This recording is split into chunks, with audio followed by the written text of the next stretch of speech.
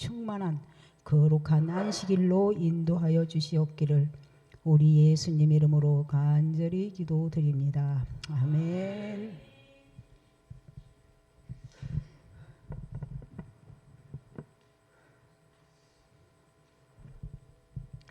네, 안녕하세요. 네, 행복하고 복된 안식일입니다. 또 안식일 학교에 찾아오신 성도님들과 또 온라인으로 안식일 학교를 참여해 주신 성도님들을 진심으로 환영합니다. 우리 또 한 주일 동안 만나 뵙지 못한 성도님들을 위해서 옆 사람분들과 인사 나누시겠습니다.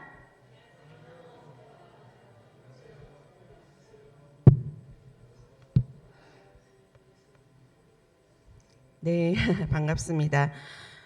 이번 주부터 기온이 뚝 떨어져서 정말 추운 겨울이 찾아왔습니다. 특히 117년 만이라고 하죠. 11월에 이렇게 많은 눈이 내리는 거는 정말 처음 보는 것 같습니다. 그만큼 사건 사고가 많아서 마음이 참 안 좋았는데요. 그럼에도 이렇게 건강한 모습으로 또 안식일에 만나 뵐 수 있게 되어서 정말 반갑고 감사드립니다. 이제 2024년이 한 달을 남기고 있는데요. 계획하신 모든 일들 잘 이루고 계시나요? 네. 저도 계획을 참 많이 세웠었는데요. 아쉽게도 잘 이루지 못했습니다. 그 중에 한 가지는 성경 통독이었는데요. 우리가 좀 자주 하는 핑계가 있죠. 뭐 시간이 없어서, 피곤해서, 바빠서, 뭐 이유 등 정말 많이 있었습니다. 얼마 전에 이기영 목사님께서 시간의 11금에 대해서 말씀하셨는데요. 정말 많은 은혜와 좀 깨달음이 있었던 것 같습니다. 바쁜 현대인들에게는 시간의 11금은 참 어려운 것 같습니다. 제가 사는 동네는 좀 자그마한 동네라서 전도하시는 분들이 정말 자주 보이고 종종 눈에 띄곤 하는데요. 특히 눈이 오거나 비가 오거나 항상 매일 그 자리에 계시는 분들이 계세요. 어떻게 보면은 그분들은 자기만의 또 시간의 11금을 드리는 것 같아 보였습니다. 그런데 우리는 세천사의 기별과 또 말씀의 빛을 알고 있는 그리스도인들이잖아요. 성경 말씀 마태복음 5장 16절에는 너희 빛이 사람 앞에 비치게 하여 그들로 너희 착한 행실을 보고 하늘에 계신 너희 아버지께 영광을 돌리게 하라 라고 말씀하셨습니다. 하루 24시간 중 말씀 연고, 전도, 봉사, 소그룹 활동을 통해서 나만의 시간의 11금을 계획 세워보는 건 어떨까요? 그렇게 함으로 우리가 하나님께 영광을 돌리게 되는 우리 성도님들 되시기 바라겠습니다. 다 같이 오늘의 기억절을 암송하신 후에 각 반에서 교과 공부하시겠습니다. 시작. 내가 곧 길이요 진리요 생명이니 나로 말미암지 않고서는 아버지께로 올 자가 없느니라. 요한복음 14장 6절 말씀. 네, 교과 공부는 40분까지 맞춰주시기 바라겠습니다.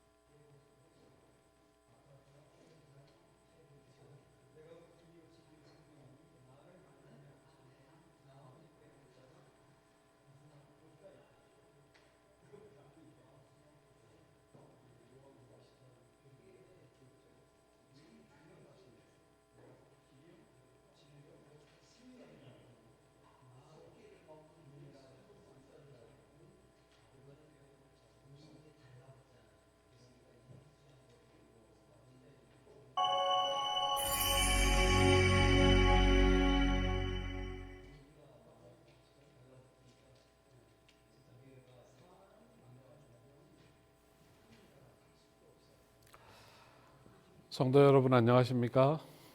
어느덧 단풍으로 물들었던 나뭇잎이 거의 떨어지고 겨울이 되었습니다. 11월의 끝자락에서 우리는 한 해를 되돌아보며 연말 기도주의를 보냅니다. 혹 내가 생명의 근원으로부터 떨어져 생명 없이 살았다면 다시 말씀의 거울 앞에서 자신을 살피고 생명의 근원 되시는 예수님과의 연합을 새롭게 하는 시간을 가져야 할 것입니다. 요한복음의 주제별 연구 제9과 생명의 근원을 공부하기 전에 잠시 기도하겠습니다. 하나님 아버지, 분주한 삶 속에서도 말씀 앞에 설 수 있는 시간을 주시고 요한복음을 통해 나를 사랑하시는 예수님을 날마다 만나게 하시니 감사합니다. 바람 앞에 우수수 떨어지는 낙엽처럼 많은 사람이 떠나가는 중에도 생명의 근원 되시는 예수님 곁을 지켰던 베드로와 제자들처럼 항상 진리 안에서 주님 곁에서 살아가는 성도들이 되게 하옵소서. 예수님의 이름으로 기도합니다. 아멘. 11월 30일 안식일 제9과 생명의 근원입니다. 기억절을 먼저 보도록 하겠습니다. 예수께서 이르시되 내가 곧 길이요 진리요 생명이니 나로 말미암지 않고는 아버지께로 올 자가 없느니라. 요한복음 14장 6절 말씀입니다. 오늘 우리는 요한복음 1장과 3장, 6장에 나타난 내용을 중심으로 요한복음을 연구하게 됩니다. 요한복음에서 예수님은 사람들로부터 당신은 누구십니까? 라는 질문을 받으면 에고 에이미로 대답하셨습니다. 이 구절을 들으면 유대인들은 자연스럽게 출애굽기 3장 14절에 나는 스스로 있는 자라는 하나님의 자기 계시를 생각합니다. 나는 무엇이다?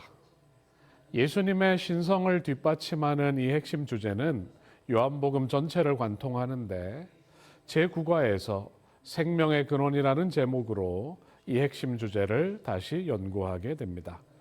그리고 이번 주 기억절인 요한복음 14장 6절은 그리스도의 신성을 분명하게 표현하는 성경절입니다. 예수님은 말씀하십니다. 나는 길이요 진리요 생명이다. 나는 세상의 빛이다. 생명의 떡, 양들의 문, 선한 목자요 참 포도나무이다. 생명의 근원 되시는 분의 분명한 선언과 가르침이 있었지만 많은 사람들이 그분을 거절하고 떠나갔습니다. 왜 사람들은 그분을 거절했을까요? 이번 주 공부를 통해서 내 자신의 모습을 살피고 그들과 같은 실수를 범할 수 있는 이웃들에게 예수 그리스도를 올바로 증거하는 사람으로 살게 되길 기대합니다. 첫째 날 11월 24일 일요일 그 안에 생명이 있었으니 소지를 보겠습니다. 먼저 요한복음 1장 4절과 5절을 읽겠습니다. 그 안에 생명이 있었으니 이 생명은 사람들의 빛이라. 빛이 어둠에 빛이 돼 어둠이 깨닫지 못하더라. 아멘. 여러분, 오늘도 살아있음에 감사하십니까? 하나님이 주신 생명이 지금 우리를 살게 합니다. 요한은 복음서를 시작하면서 예수님을 태초부터 계시던 하나님으로 그분 안에는 생명이 있다고 기록합니다. 창조주 하나님은 당신이 가지신 생명을 피조물에게 주십니다. 아버지께서 죽은 자들을 일으켜 살리심 같이 아들도 자기가 원하는 자를 살리느니라. 요한복음 5장 21절입니다. 인류가 잃어버린 것은 하나님께서 주신 영원한 생명인데 요한은 예수님이 이 생명을 가진 분으로 구원은 우리가 잃어버린 영원한 생명을 다시 회복하는 과정이라고 설명합니다. 창조와 함께 우리에게 생명을 주셨던 예수님은 당신의 대속의 죽음을 믿는 사람들에게 다시 영원한 생명을 주시는 분입니다. 요한복음 3장 16절과 6장 40절을 읽겠습니다. 하나님이 세상을 이처럼 사랑하사 독생자를 주셨으니 이는 그를 믿는 자마다 멸망하지 않고 영생을 얻게 하려 하심이라. 내 아버지의 뜻은 아들을 보고 믿는 자마다 영생을 얻는 이것이니 마지막 날에 내가 이를 다시 살리리라 하시니라. 아멘.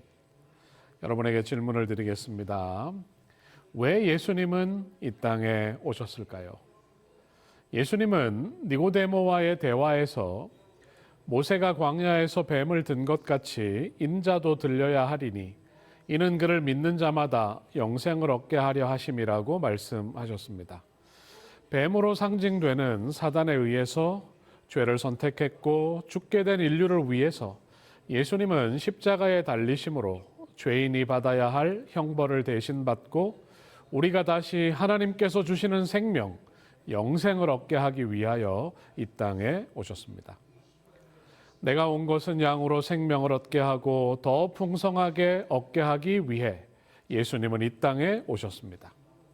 원래 우리가 가져야 했던, 누려야 했던 하나님의 자녀의 권세를 다시 회복시켜서 제대로 살아보지 못한 우리가 제대로 살 수 있는 길을 열기 위해 예수님께서 이 땅에 오신 것입니다. 본래 하나님을 본 사람이 없으되 아버지 품속에 있는 독생하신 하나님이 나타내셨느니라. 아담만 잠시 보고 경험했던 그 좋으신 하늘 아버지, 그 후 누구도 만나지 못했고 경험하지 못했던 우리에게 생명을 주신 하늘 아버지가 얼마나 좋은 분이신지 그분의 품성과 사랑을 보여주시기 위해 예수님께서 이 땅에 오신 것입니다. 3년 반의 짧은 공적 생애를 통해 예수님은 원래 우리의 아버지인 하나님의 모습을 잠시 보여주셨습니다. 바울의 표현처럼 지금은 우리가 청동 거울과 같은 선명하지 못한 거울로 하늘 아버지를 보지만 그분을 대면할 날이 있을 것입니다. 그날 그 기쁜 자리에 함께하길 원하십니까? 아들을 믿는 자에게 주시는 영생을 소유하며 그분과의 재회의 날을 간절히 소망하며 주님께서 맡기신 사명을 충실히 행하는 성도들이 되시길 바랍니다. 둘째 날 11월 25일 월요일 영생의 말씀입니다. 요한복음 6장 61절, 66절로 68절을 읽겠습니다. 예수께서 스스로 제자들이 이 말씀에 대하여 수군거리는 줄 아시고 이르시되 이 말이 너희에게 걸림이 되느냐. 66절입니다. 그때로부터 그의 제자 중에서 많은 사람이 떠나가고 다시 그와 함께 다니지 아니하더라. 예수께서 12 제자에게 이르시되 너희도 가려느냐? 시몬 베드로가 대답하되 주여 영생의 말씀이 주께 있사오니 우리가 누구에게로 가오리이까? 아멘. 여러분에게 질문을 드리겠습니다. 예수님께서 제자들에게 나를 떠나겠느냐고 물으셨을 때 베드로가 했던 대답의 의미가 무엇일까요?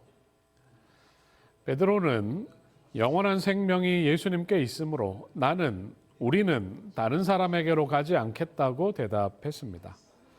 5,000명을 먹이신 표적 이후에 예수님은 당신을 생명의 떡이라고 말씀하셨는데 이는 예수님의 삶과 죽음, 부활이 영원한 구원의 근원임을 의미합니다. 베드로는 예수님께 모든 것을 걸었습니다. 그 이유는 그분에게 영원한 생명이 있음을 믿었기 때문입니다. 그분과 함께하는 것은 내 삶에 의미를 주고 행복을 줄 뿐만 아니라 생명이신 예수님은 당신이 다시 오실 때 우리에게 죽음이 없는 영원한 생명에 들어가게 하실 능력이 있는 분이십니다. 예수님은 당신께서 다시 오시는 날 우리의 썩을 몸을 반드시 썩지 아니할 것을 입겠고 이 죽을 것이 죽지 아니함을 입게 하시고 만약 죽었다면 우리 몸을 죽지 않을 몸으로 살게 하실 것이고 에덴에서 가졌던 영원한 생명을 다시 얻게 하실 분이심을 베드로는 믿었습니다. 베드로가 가졌던 동일한 믿음이 오늘 우리에게도 있습니다. 요한복음 5장 24절을 읽겠습니다.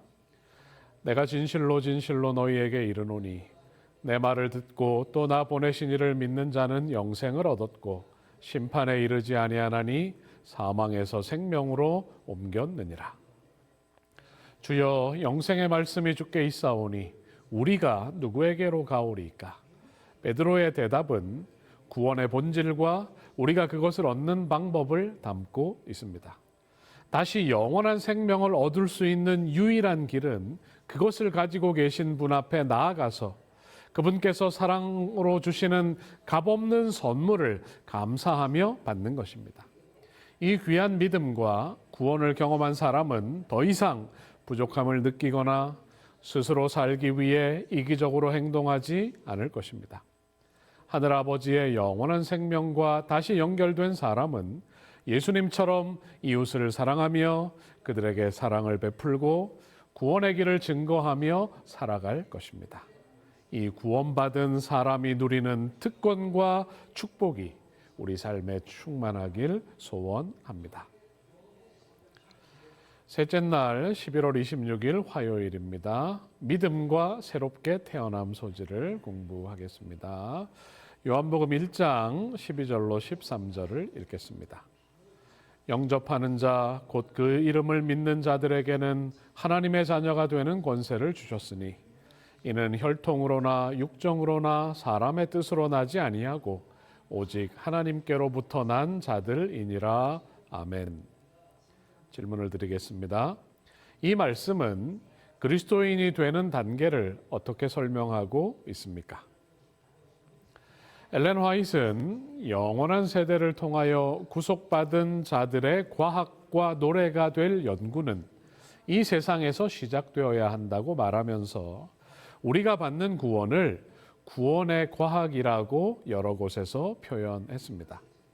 요한은 우리가 얻는 구원을 두 단계로 설명하고 있는데요. 첫째, 우리는 그분을 영접합니다. 우리가 그분을 믿는 것입니다. 둘째, 우리가 그분을 믿고 영접하면 하나님은 믿음을 나타내는 사람에게 당신의 자녀가 되는 권세를 주십니다. 우리가 할 일은 그분을 영접하고 빛으로 나아가 그분을 믿는 것입니다. 예수님을 향한 믿음을 표현하면 하나님은 우리 마음을 거듭나게 하셔서 우리의 구원을 이루십니다. 이것은 인간과 하나님의 긴밀한 상호작용입니다. 하나님은 우리에게 믿을 수 있는 말씀을 주시고 우리가 말씀에 순종하고자 하면 말씀과 성령은 우리 마음에 영향을 미치고 마음을 밝게 하고 하나님을 믿는 믿음을 갖게 하십니다. 이러한 구원의 거학에 대한 설명은 요한과 바울이 일치합니다. 바울이 기록한 로마서 8장 16절을 보면 성령이 친히 우리의 영과 더불어 우리가 하나님의 자녀인 것을 증언하시나니. 아멘. 말씀과 성령은 우리에게 믿음을 줍니다. 이것이 우리가 가진 믿음의 기초입니다. 하나님이 주시는 표적과 말씀과 성령의 감화를 받아들이기로 결심하면 하나님은 표적을 나타내시고 말씀을 이해하게 하시고 더 풍성한 성령 충만, 하나님의 임재를 경험하게 하십니다. 누군가 우리에게 당신의 신앙이 무엇에 근거하고 있는지 묻는다면 여러분 어떻게 대답하시겠습니까?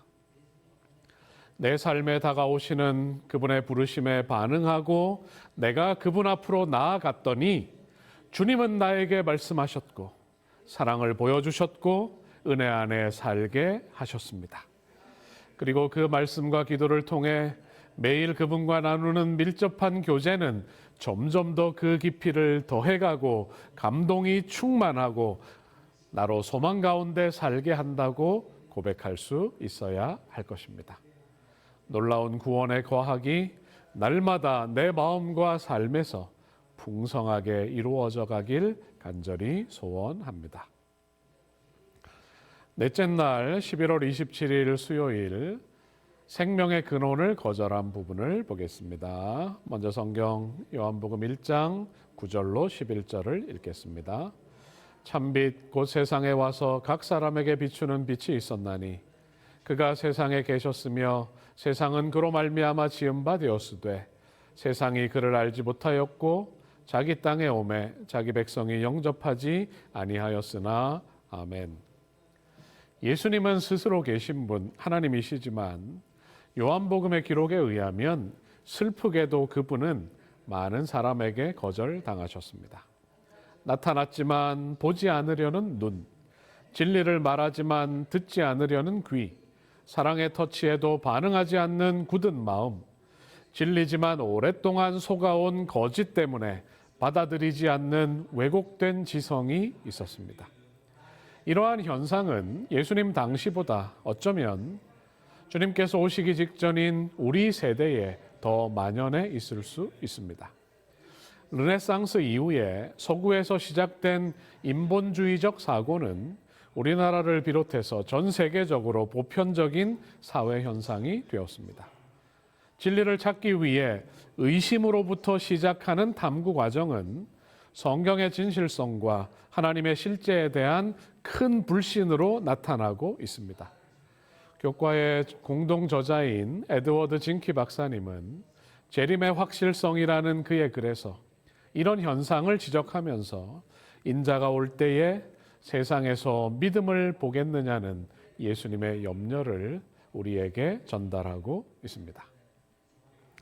민수기 13장 25절로 27절을 읽겠습니다.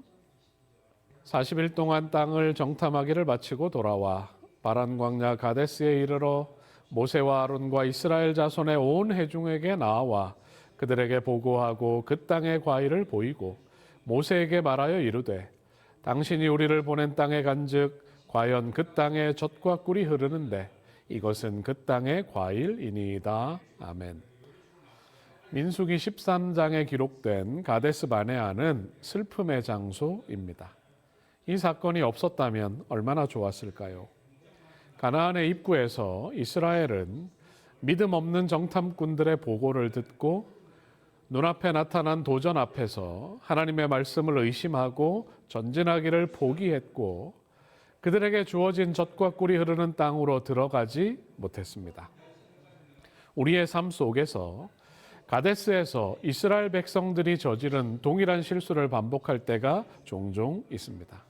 말씀대로 성령의 인도대로 진리대로 나아가지 않고 작은 이익 때문에 혹은 예상되는 불이익 때문에 세상이 보내는 시선 때문에 진리를 포기하고 믿음을 포기하고 전진을 멈추는 경험이 우리에게도 있습니다. 변명과 핑계를 찾지만 믿음을 나타내지 못한 우리의 마음은 불편하고 우리의 믿음은 성장하지 못하고 매일 제자리를 맴돌고 있습니다. 하나님이 사람이 되어 그들 앞에서 말씀하시고 행하시고 촉구하셨지만 이기심으로 편견으로 잘못 꼴지어진 자신의 모습을 포기하지 못하고 그분을 거절하던 예수님 당시 유대인들의 모습은 가나안을 앞두고 믿음의 부족으로 그곳에 들어가지 못했던 그들의 조상의 모습을 다시 보여주는 것입니다.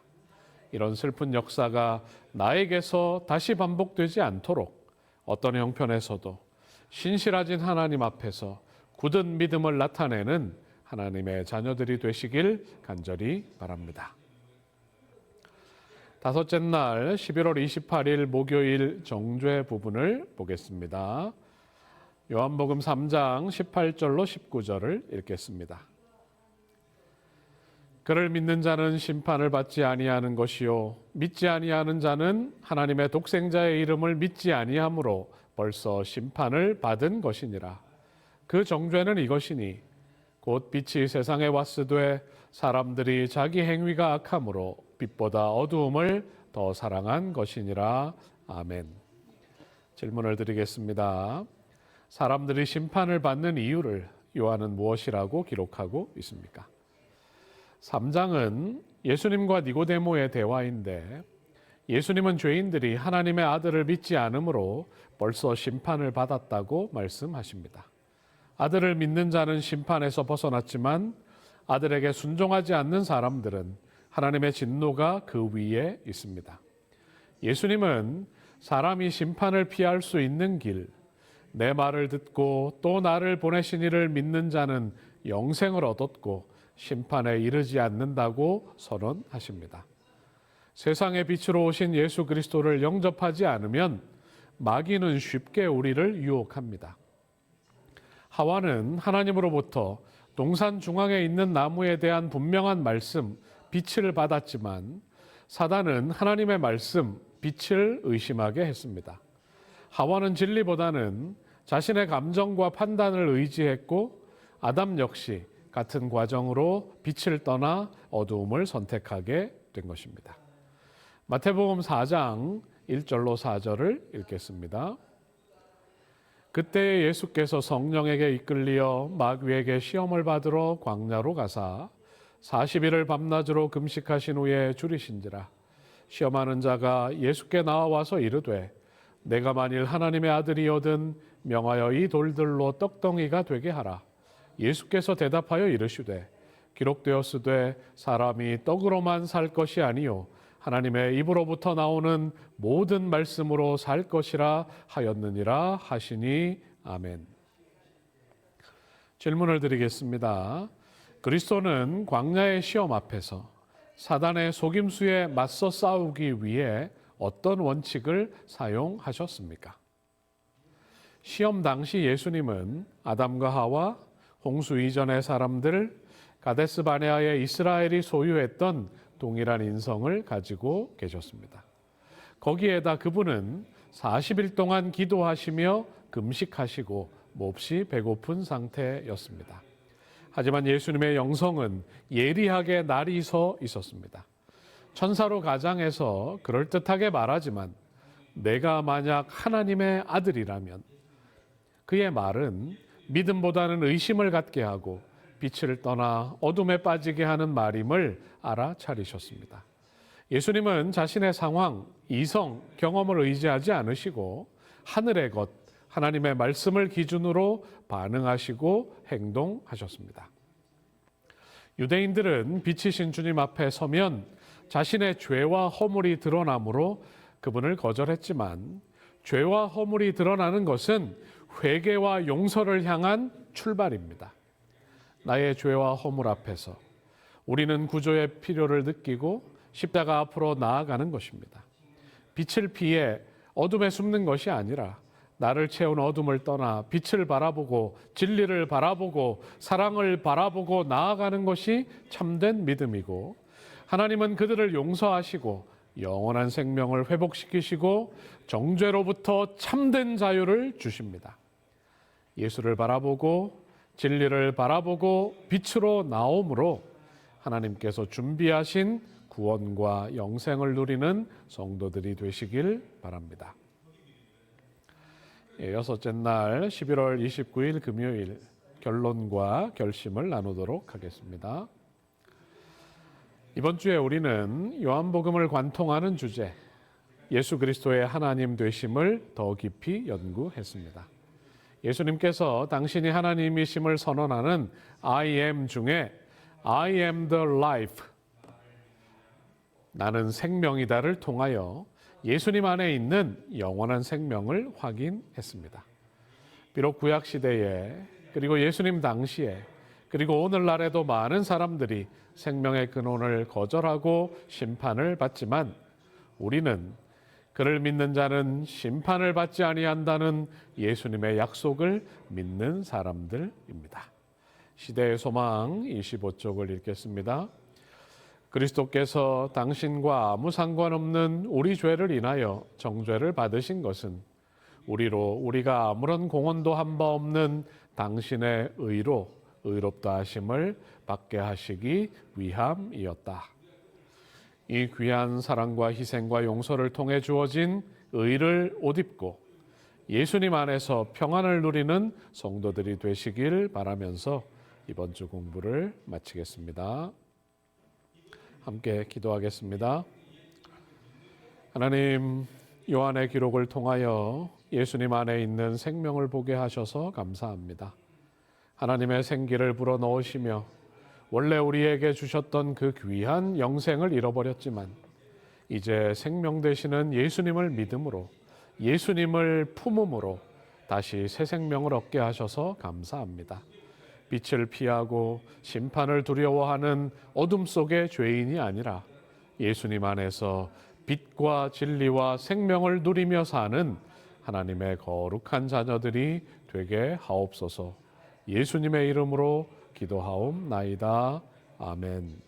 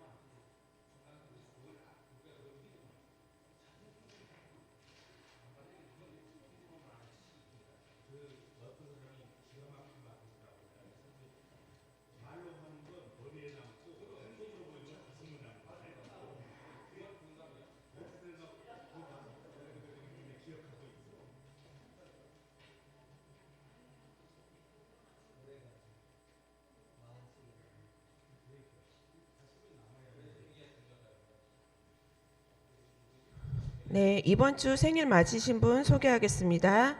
박선자 성도님, 또 신규진 자매님, 네, 생일을 진심으로 축하드리며 하나님 은혜 안에서 건강하시고 평안하시기 바라겠습니다. 헌금 소개가 있겠습니다. 김양희 집사님 교회 감사헌금 드리셨습니다. 이정수 집사님 투자헌금 교회 감사헌금 드리셨습니다. 양다솜 어린이, 이병찬, 이병훈 어린이 투자헌금 드리셨습니다. 이기곤 목사님 교회 감사헌금 드리셨습니다. 기련미 집사님 교회 감사헌금 드리셨습니다. 장천용 집사님 하나님의 한없는 은혜에 감사드립니다 라는 글과 함께 교회 감사헌금 드리셨습니다. 손정수 집사님 교회 감사헌금 드리셨습니다. 김진선 집사님 교회 감사헌금 드리셨습니다. 헌금과 안식일학교를 위해서 목사님의 축도로 안식일학교 모든 순서를 마치겠습니다.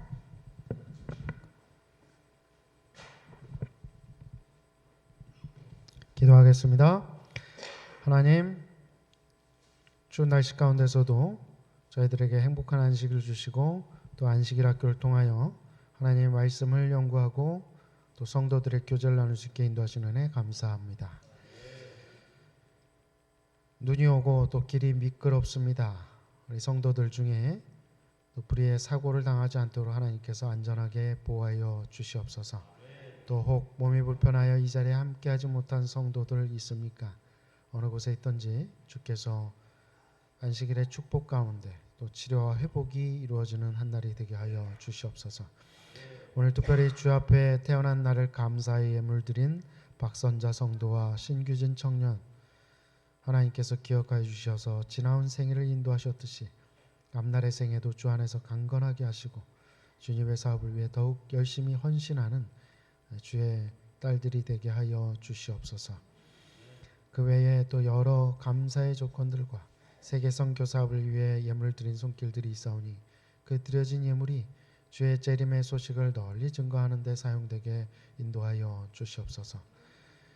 오늘 안식일 해가 맞기까지 하나님께서 우리 모든 성도들과 함께 하여 주시고 또 특별히 서하남 안식일학교에 복을 주셔서 더욱 많은 안교생들이 하늘 가는 길에 대해 배우고 교제하는 영혼의 목장이 되게 하여 주시옵소서. 예수님 이름으로 기도합니다. 네, 잠깐 교회 사무를 좀 보도록 하겠습니다. 광고 먼저 좀 드리도록 하겠습니다. 다음 주 안식일 오후 3시에 우리 교회에서 강동지구 연합 찬양 발표회가 있습니다. 이미 주보에도 광고가 되어 있는데 다음 주 찬양 발표인데 우리 연습 안 했는데 하실 분들이 계실 텐데 그동안 우리 찬양대장님이 우리의 소망 불타오르네 그 찬미를 계속해서 이제 하신 기억이 날 거예요. 그 찬미하고 그 다음에 나의 힘이 되신 여호와여 이렇게 두 곡을 부를 텐데 오늘 오후에 연습을 하실 때 좀 많이 참석하셔서 함께 좀 연습해 주시면 감사하겠습니다. 그렇게 해서 우리 교회에서 잔치를 하는데 우리 교인들이 빠지면 안 되잖아요. 그래서 많이들 참석하셔서 함께 좀 동참해 주시면 감사하겠습니다. 중요한 교회 사무를 좀 보도록 하겠습니다. 해마다 이맘때쯤이면 교회 선거위원회를 구성을 합니다. 교회 선거위원회를 구성을 해서 선거위원회에서 내년도 우리 교회를 위해서 봉사할 재직들을 선출하는 일을 하는데 지난번 10월 정기직원회에서 나온 제안은 우리 교회가 아직은 교인 숫자가 많지 않아서 새로운 재직들을 또 이렇게 뽑고 해봐야 얼굴들이 많이 바뀌지 않을 터이니 24년도에 봉사했던 재직들이 25년도 한 해 더 봉사를 하도록 그렇게 기회를 드리면 어떻겠느냐 제안이 들어왔습니다. 그래서 이 안에 대해서 총회에서 결의를 하고 통과가 되면 24년도 선거위원회, 25년도 선거위원회는 생략하고 24년도 재직들이 25년도에도 그대로 봉사하도록 그렇게 하도록 하겠습니다. 만약 부결이 되면 원래 하던 대로 선거위원회를 구성을 해서 좀 늦기는 했지만 선거위원회가 재직들을 다시 선출하는 것으로 선출이 아니라 총회에 제안하는 것으로 그렇게 하도록 하겠습니다. 자, 무슨 얘기인지 이해가 되셨죠? 그러니까 1번이 찬성이고 2번이 반대입니다. 뭐에 대한 찬성이냐면 24년도 교회 재직들이 25년에도 그대로 그 직분으로 봉사하는 것에 대해서 동의합니다라고 하면 1번 찬성이시고요. 아닙니다. 올해 일했던 사람들이 영 마음에 들지 않으니 싹 다 바꿉시다. 선거하듯이 다 바꿉시다. 그렇게 하면 2번에 손을 드시면 되겠습니다. 여기 뭐 공산당이 아니니까요. 과반수 이상 찬성하면 찬성하는 것으로 그렇게 하도록 하겠습니다. 자, 24년도에 수고하셨던 교회 재직들이 25년도에도 그대로 봉사하는 것에 대해서 동의합니다라고 하면 손을 들어주시면 되는데, 이런 경우가 있어요. 부득불 개인적인 사정, 예를 들어 몸이 아프다든지 혹은 뭐 다른 사정으로 인해서 내가 그 직분을 감당 못할 수가 있습니다. 그래서 그분이 그 자리를 내놓을 경우에는 신임 직원회에서 그 자리에 대한 보선을 하도록 하겠습니다. 선거위원회를 뽑지 않고. 이해되셨죠? 네, 그렇게 해서 그 전제 조건으로 24년도에 봉사하셨던 분들이 25년도에도 봉사하는 것이 좋겠습니다라고 하는 것에 대해서 찬성하시면 손을 들어주시기 바랍니다. 네, 감사합니다. 네, 반대하시는 분도 손을 들어주시기 바랍니다. 반대했다고 해서 점심 안 드리거나 하지 않습니다. 괜찮습니다. 네. 아무도 없으시네요. 네, 감사합니다. 그러면 선거위원회는 구성하지 않고 24년도 재직들이 25년도에도 못했던 봉사를 더 열심히 할 수 있도록 그렇게 하도록 하겠습니다. 감사합니다. 예배 시작하기 전에 찬미가 503장 부르시겠습니다. 나의 등 뒤에서 찬양하겠습니다. 503장입니다.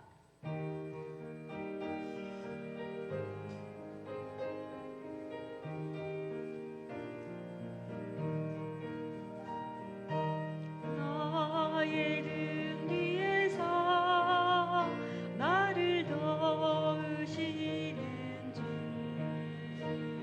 나의 인생 길에서 지치고 떠나요. 내일처럼 지저앉고 싶을 때 나를 밀어주시네. 일어나 걸어라, 내가 새 힘을 주리니.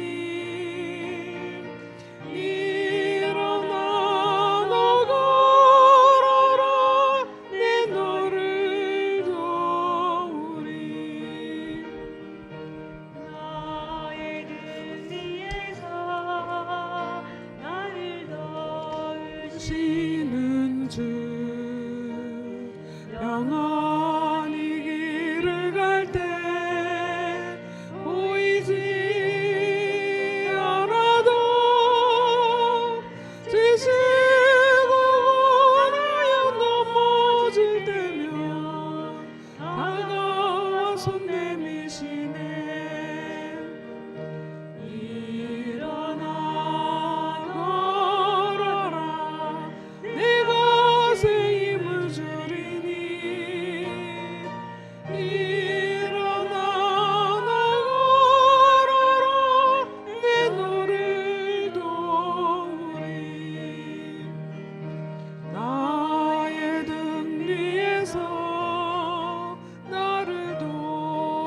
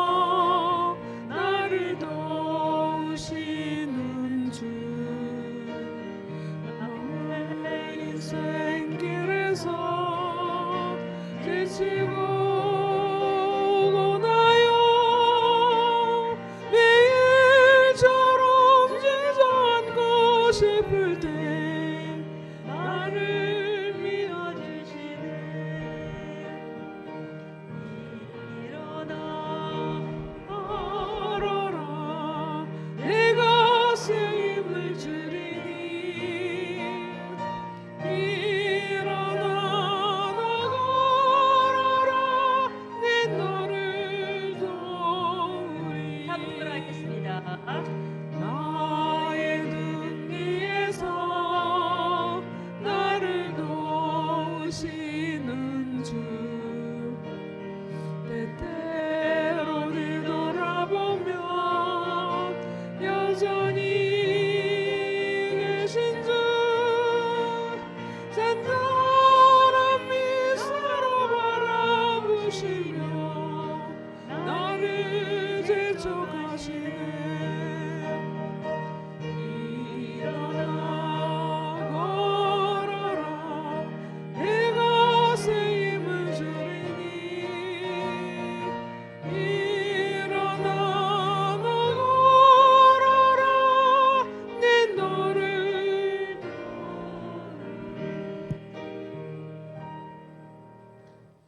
예배 시작하겠습니다.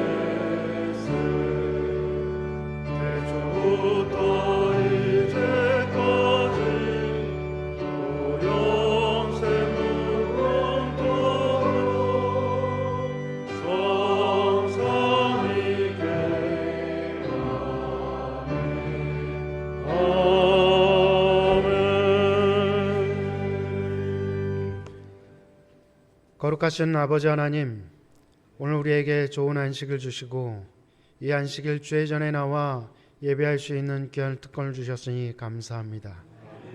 이 시간 세상의 근심과 염려를 내려놓고 신령과 진정으로 예배하게 하여 주시옵소서. 우리의 예배를 통하여 오직 주님 홀로 영광 받아 주셨기를 예배를 받으시기 합당하신 우리 구주 예수님의 이름으로 기원하옵나이다. 아멘.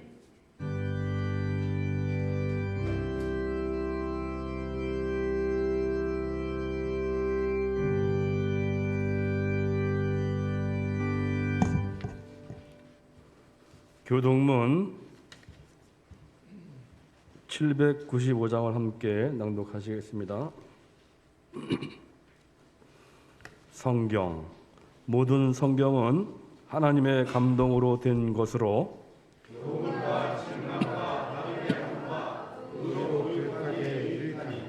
이는 하나님의 사람으로 온전하게 하며 모든 선한 일을 행할 능력을 갖추게 하려 합니다.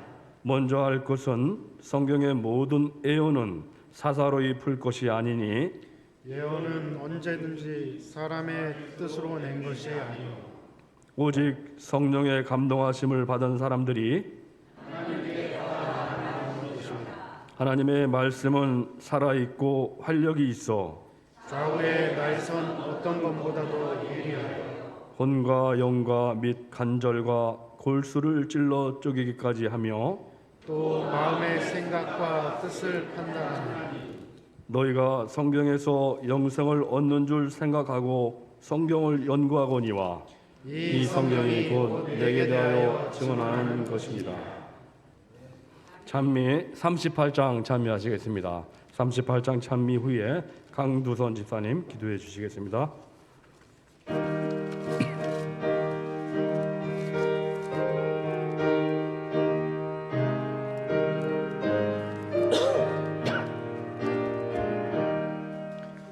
영광을 받으신 만유의 구주 온전한 마음으로 섬기겠네. 베푸신 은혜를 감사히 알고 진실한 마음으로 섬기겠네. 구주의 은혜 주시는 대로 영원히 주를 찬송하겠네. 구주를 찬송 구주를 찬송 생명 주시는 구주로다. 주를 높이고 잘 공경하며 온유한 마음으로 섬기겠네.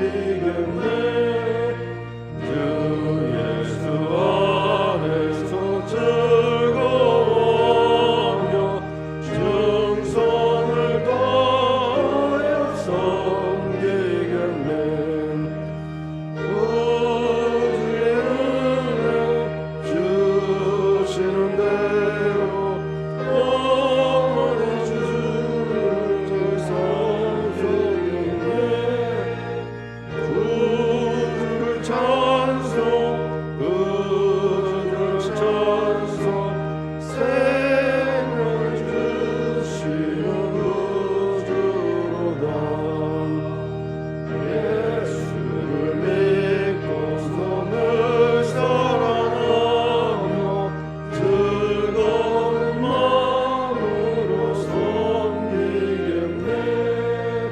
온 마음을 드리고 작업한 후에 구주만 영원히 섬기겠네. 구주의 은혜 주시는 대로 영원히 주를 잘 섬기겠네.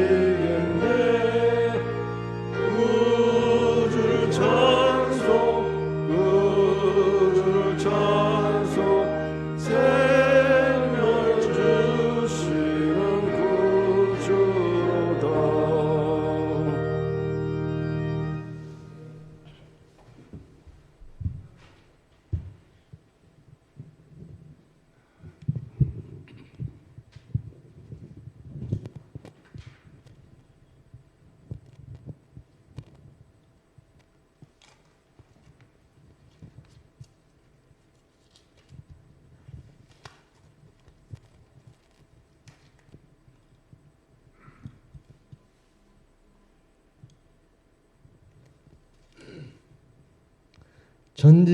전능하시며 생사화복을 주관하시는 하늘에 계신 저희들의 주님, 세상에서 이 주를 저희와 함께 하시며 지켜주시고 은혜 베풀어 주심을 인하여 감사합니다. 안식일 저희들을 성전에 모이게 하시며 경배와 찬양을 드리게 하심을 진심으로 감사를 드립니다. 안식일 저희들의 마음을 비우게 하시며 성령 하나님께 주관하여 영육간음에 강건케 하시며 오직 주님과 함께하는 안식일 될 수 있도록 도와주소서. 사랑하는 성도들이 말씀 순종하고 항상 감사 찬송을 흘러 넘치도록 긍휼을 베풀어 주소서. 사랑하는 환우들이 안식일에 치유와 소생하게 할 수 있도록 도와주소서. 사랑하는 교우들이 서로 소통하며 사랑으로 보살펴 주시고 성령 하나님께서 저희들의 마음을 열게 하시고 개인의 구주로 모실 수 있도록 은총을 내려 주소서. 이세 주님 말씀을 태어나시는 목사님에게 하늘에 두루마리로 옷 입혀 주시고 말씀이 선포될 때 주님 말씀이 우리 마음에 변화하여 주님 일에 심서 일할 수 있도록 하시고 신령과 진정으로 안식일 예배가 될 수 있기를 예수님으로 간절히 기도드립니다. 아멘.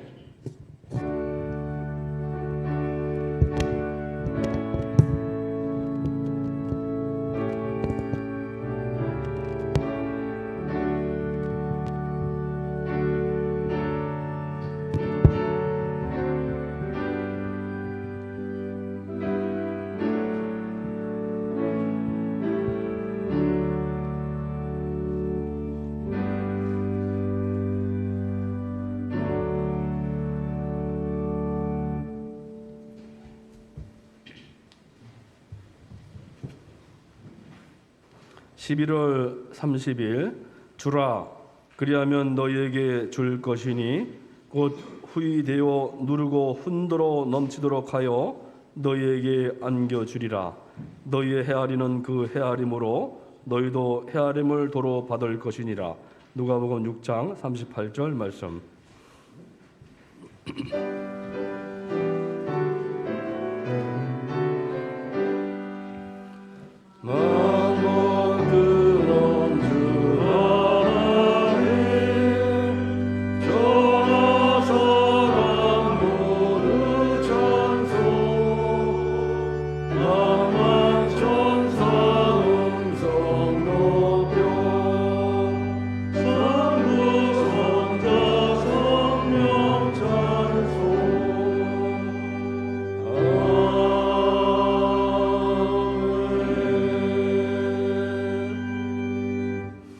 감사하신 저희들의 아버지 하나님, 추운 겨울 날씨에 저희들과 함께하여 주시고 또 저희들 빈손으로 나오지 않고 주님께서 저희들에게 많은 것을 축복하여 주셔서 저희들 감사한 마음으로 각종 헌금을 드렸습니다.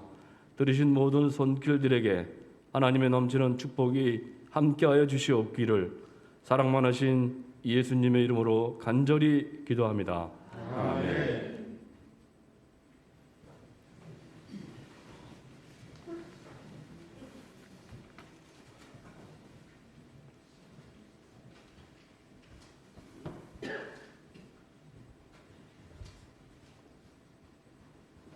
네, 오늘 교회를 방문해 주신 여러분들을 진심으로 환영합니다.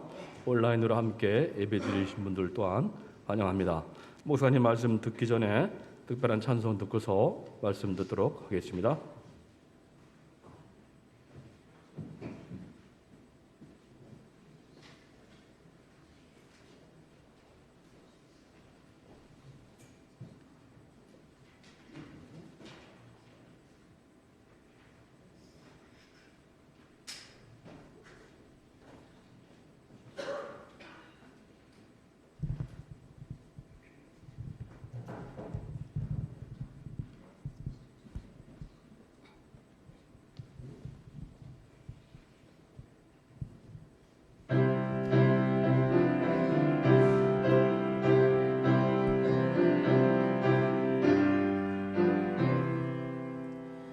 선한 목자 되신 우리 주 항상 인도하시고 방초 동산 좋은 곳에서 먹여주시옵소서.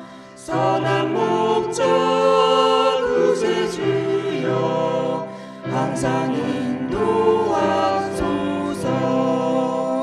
선한 목자 구세주여 항상 지켜주소서. 선한 목자 되신 예수여 우리 영접하시고 길을 잃은 양의 우리를 항상 인도하소서.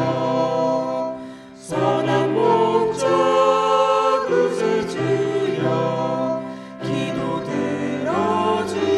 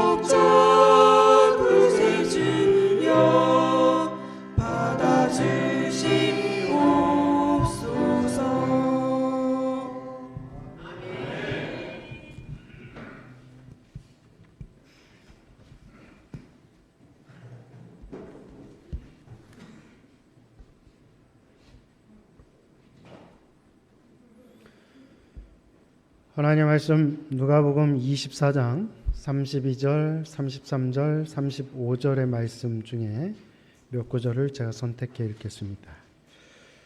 그들이 서로 말하되 길에서 우리에게 말씀하시고 우리에게 성경을 풀어주실 때 우리 속에서 마음이 뜨겁지 아니하더냐 하고 곧 그때로 일어나 예루살렘에 돌아가 길에서 된 일과 예수께서 떡을 떼심으로 자기들에게 알려지신 것을 말하더라.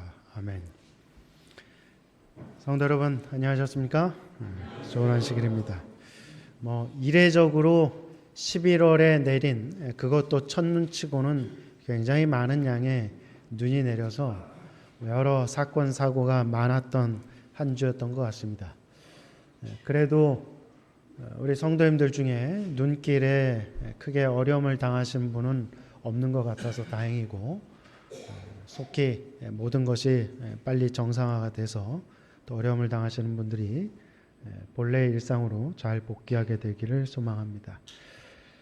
오늘 이 안식일 하나님의 전을 찾으신 우리 모든 성도님들이 하나님께 주시는 안식일의 풍성한 복을 누리시기를 간절히 바랍니다. 또 아름다운 찬양으로 하나님께 영광을 돌려주신 보기 외모는 3040 같지만 실제로는 4050인 우리 집사님 장로님 감사합니다. 원래 2030도 있는데 오늘 부득이한 사정으로 참석하지 못했습니다. 오늘 저는 방금 읽은 이 누가복음 24장에 있는 말씀을 본문으로 해서 경로를 이탈하였습니다 라고 하는 제목으로 말씀을 함께 나누고자 합니다. 배경 설명을 좀 드리겠습니다. 오늘 본문의 말씀을 읽으면서 목사님 무슨 얘기 하겠구나 대충 다 짐작을 하실 테지만 그래도 아직 말씀이 익숙치 않은 분들을 위해서 배경 설명을 드리겠습니다. 참고로 말씀을 드리지만 이기권 목사의 설교는 깊이가 없습니다. 깊이 있는 설교는 인터넷에서 찾으시면 많이 있으니까 깊이 있는 설교는 인터넷에서 찾아서 들으시고 저의 설교는 초등학생도 들으면 이해하기 쉬워야 된다라는 생각을 가지고 저는 설교를 하기 때문에 제 설교는 아주 초등학생 수준 눈높이에 맞춘 설교라고 생각하시면 됩니다. 그래서 가급적이면 초신자들과 구도자들의 눈높이에 맞춰서 하는 설교니까 그렇게 이해하시면 좋을 것 같습니다. 예수님이 십자가에 달려 돌아가시고 난 지 사흘째 되는 날, 그러니까 지금으로부터 약 한 2000여 년쯤 전인 서기 31년 어느 봄날 6월절이 마친 일요일 오후였습니다. 해가 뉘엿뉘엿 지는 그 시간에 두 명의 젊은이가 길을 떠납니다. 누가복음 24장 13절로 16절에 그 내용이 기록되어 있습니다. 그날에 그들 중 둘이 예루살렘에서 25리 되는 엠마오라 하는 마을로 가면서 이 모든 된 일을 서로 이야기하더라. 그들이 서로 이야기하며 문의할 때에 예수께서 가까이 이르러 그들과 동행하시나 그들의 눈이 가리어져서 그인 줄 알아보지 못하거늘. 예수님께서 십자가에 달려 돌아가시고 금요일 오후에 운명하시고 나서 일요일 아침에 부활하셨습니다. 그러나 예수님께서 부활하셨다는 사실을 대다수의 제자들이 믿지 못하고 있었습니다. 일요일 아침에 막달라 마리아가 예수님을 직접 만났으나 그 소식을 제자들에게 전했지만 대부분의 제자들은 믿지 않고 있었습니다. 그리고 그 제자들 중에 한 명의 이름은 글로바라고 하는데 글로바를 비롯한 또 한 명의 제자, 두 명의 제자들이 예루살렘으로부터 약 한 10km 떨어진 엠마오라고 하는 작은 마을로 가고 있었습니다. 그들은 길을 가면서 지난 주말 동안에 있었던, 그러니까 금요일 그리고 안식일 그리고 오늘 아침까지 일어났던 일들에 대해서 이야기를 하면서 슬픔에 빠져 있었어요. 아시는 것처럼 제자들은 예수님이 이 땅의 왕으로 군림하실 것이라고 믿었습니다. 로마의 식민 지하에서 압제받고 있던 이스라엘의 사슬을 끊어내고 이스라엘을 전 세계에서 가장 부강한 나라로 로마 제국을 누르고 전 세계에서 가장 멋진 가장 강한 나라로 만들어줄 세상의 왕으로 예수님을 기대했어요. 그러나 예수님께서는 나는 이 땅의 왕으로 온 것이 아니라고 말씀하셨고 결국 로마의 손에 의해서 십자가에 달려 돌아가시게 되었습니다. 예수님께서 제자들에게 내가 죽어야 할 것이다. 내가 사람들을 살리기 위해 죽어야 할 것이고 모세가 놋뱀을 든 것처럼 인자도 들려야 할 것이라고 그렇게 수없이 이야기하셨고 내가 죽은 지 사흘 만에 부활할 것이라고 말씀하셨음에도 불구하고 제자들은 예수님이 죽었다는 그 사실에만 빠져서 예수님이 부활하셨다는 것도 부활하실 거라는 것도 모른 채 슬픔에 빠져 있었죠. 그래서 이 두 제자도 자신들이 가야 할 길이 아닌 경로를 벗어난 경로를 이탈하여 가고 있었습니다. 이 글로바와 또 한 명의 제자들이 가야 할 곳은 엠마오가 아니었어요. 유월절을 맞이하기 위해 전 세계 각지에서 많은 사람들이 예루살렘에 모여 있었습니다. 그들은 예루살렘에서 힘있게 예수가 그리스도이고 그 예수께서 모든 인류를 위해 십자가에 달리셨다는 사실, 그리고 그분이 죽음을 이기고 부활하셨다는 사실을 힘있게 전해야 했지만 그들은 경로를 이탈했습니다. 경로를 이탈했다는 말은 언제 듣는 말이에요? 내비게이션으로 어떤 목적지를 설정해 놓고 가다 보면 경로를 이탈했습니다 라는 말이 뜹니다. 그러면서 그 다음 말이 뭐가 나와요? 경로를 다시 탐색합니다. 경로를 다시 어쩌고 저쩌고 뭐 그렇게 합니다. 제가 운전할 때 잠깐 이렇게 딴 생각을 한눈을 파는 건 아닌데 머릿속으로 딴 생각을 하다가 잠깐씩 경로를 놓칠 때가 있어서 그래서 제 옆자리에 타는 사람이 잠자기가 좀 어렵습니다. 저랑 같이 사는 여자분도 어디를 갈 때면 제가 자꾸 경로를 이탈하는 경우가 종종 있어서 제 옆에서 불안해서 잠을 잘 못 잘 때가 있어요. 그래도 참 좋은 세상입니다. 경로를 이탈해도 바로 목적지로 갈 수 있는 새로운 길을 좀 찾아주니까요. 어쨌든 이 두 명의 제자들이 경로를 이탈해서 예루살렘이 아닌 엠마오로 가고 있었습니다. 그리고 이 두 제자의 곁에 예수님께서 찾아오셨습니다.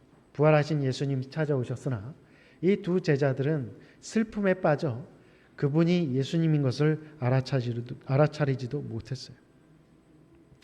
예수님께서 물으십니다. 누가복음 24장 17절의 말씀. 예수께서 이르시되 너희가 길 가면서 서로 주고받고 하는 이야기가 무엇이냐 하시니 두 사람이 슬픈 빛을 띠고 머물러 서더라. 19절로 21절입니다. 이르되 나사렛 예수의 이리니 그는 하나님과 모든 백성 앞에서 말과 일에 능하신 선지자이거늘 우리 대제사장들과 관리들이 사형 판결에 넘겨주어 십자가에 못 박았느니라. 우리는 이 사람이 이스라엘을 속량할 자라고 바랐노라. 이뿐 아니라 이 일이 일어난 지가 사흘째. 아니 당신은 지금 예루살렘 쪽에서 보아하니 온 것 같은데 거기에서 이 사흘 동안에 일어난 그 소동을 모른단 말이에요. 하나님이 보낸 사람인 예수라는 우리 선생님이 대제사장들과 종교 지도자들에 의해서 모함을 받고 십자가에 못 박혀 죽었는데 그분이 온 이스라엘을 구원할 구원자라고 믿었는데 그분이 십자가에 달려 돌아가시고 말았단 말이에요. 그러니 제자된 우리는 지금 슬퍼하지 않겠소? 제자들이 예수님에게 그렇게 탄식하는 것입니다. 그때 예수님께서 하신 행동이 누가복음 24장 25절로 27절에 나옵니다. 이르시되 미련하고 선지자들이 말한 모든 것을 마음에 더디 믿는 자들이요 그리스도가 이런 고난을 받고 자기의 영광에 들어가야 할 것이 아니냐 하시고 이에 모세와 모든 선지자의 글로 시작하여 모든 성경에 쓴 바 자기에 관한 것을 자세히 설명하시니라. 시리에 빠져있는 좌절과 절망에 빠져있던 이 제자들에게 예수님께서, 그리고 좌절하여 경로를 이탈해버린 이 제자들에게 다시 경로를 회복시켜 주시기 위해서 예수님께서 하신 일은 무엇이었냐면, 뭐라고 나와 있어요? 모세와 모든 선지자의 글로 시작하여 모든 성경에 쓴 바, 성경 말씀으로 이들의 이탈된 경로를 다시 회복시키셨다는 거예요. 이 이야기를 대부분의 성도님들이 알고 계십니다. 결국 어떻게 돼요? 이 두 명의 제자들이 정신을 차리고 경로를 이탈했다가 다시 회복해서 예루살렘으로 돌아가죠. 경로를 이탈한 하나님의 백성이 다시 원래의 경로로 되돌아가기 위해서 필요한 것은 무엇이에요? 바로 성경입니다.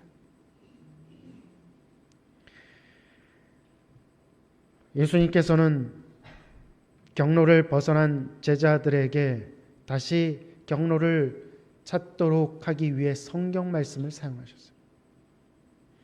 오늘 저와 우리 성도 여러분들도 마찬가지입니다. 우리는 하늘을 향한 여행길을 가고 있는 사람들이, 그 여행길에 때로는 우리가 한눈 팔거나 때로는 우리가 원치 않는 장애물을 만나서 경로를 벗어날 수 있습니다.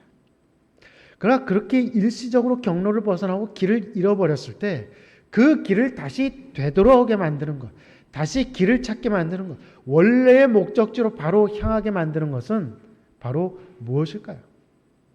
저는 그것이 성경이라고 믿습니다. 그래서 오늘 저는 이 시간에 경로를 이탈한 사람들, 경로를 벗어난 사람들, 그러나 다시 반드시 원래의 경로로 돌아와야 할 저와 우리 성도 여러분들에게 왜 성경이 필요한지를 말씀드리려고 합니다. 성경이 왜 필요한지를 귀에 못이 박히도록 다 들으셨을 거예요. 그러나 다시 오늘 이 시간을 통해서 왜 우리에게 성경이 필요한지를 한번 되짚어보면 좋으리라고 생각을 합니다. 왜 우리에게 성경이 필요한가? 첫 번째는 성경이 우리를 영생으로 인도하기 때문에 그렇습니다. 요한복음 5장 39절에 예수님께서 이렇게 말씀하십니다. 너희가 성경에서 영생을 얻는 줄 생각하고 성경을 상고하거니와 이 성경이 곧 내게 대하여 증거하는 것이로다. 상고한다라는 말은 옛날 번역이고요. 요즘 개역 개정판에는 성경을 연구한다라고 되어 있습니다. 성경에서 뭘 얻는 줄 알고 연구해요? 영생을 얻는 줄 알고. 그러니까 성경을 읽고 공부하면, 성경을 배우면 뭘 얻는다는 거예요? 영생을 얻는다는 거죠. 영생이 뭐예요? 영원한 생명.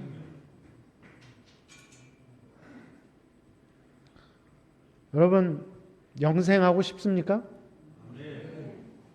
아유, 나는 살 만큼 살았으니 여한이 없어요. 이제 나는 오늘 그냥 집에 가서 잠들어도 나는 여한이 없습니다 하는 분 한번 손 들어보세요. 저한테 가끔 우리 집사님, 나이 드신 여집사님들이 아유 이제 가야죠 그렇게 말씀하시는 분들이 여러 계시던데 속마음은 그렇지 않다는 걸 제가 다 잘 압니다. 저희 집에 저희 집 그 큰아이가 있는데 자기는 맨날 일찍 죽겠다 그러면서 몸에 좋은 건 제일 잘 찾아 먹어요. 제가 늘 넌 일찍 죽겠다는 애가 몸에 좋은 영양제는 그렇게 챙겨 먹는 거예요.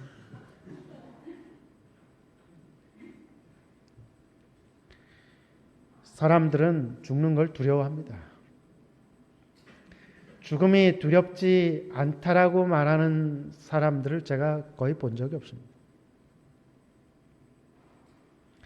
왜냐하면 사람은 죽지 않는 존재로 창조되었기 때문에 그렇습니다. 우리가 잠자는 걸 두려워하지 않습니다. 그렇죠?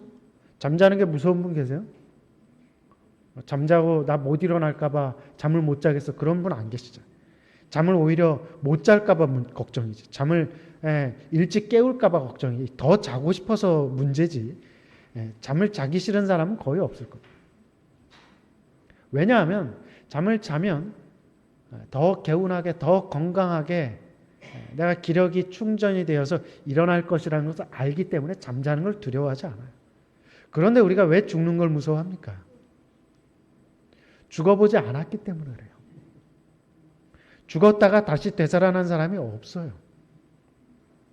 죽으면 무언가 대단히 안 좋을 것이라는 것을 본능적으로 알고 있기 때문에 그렇습니다.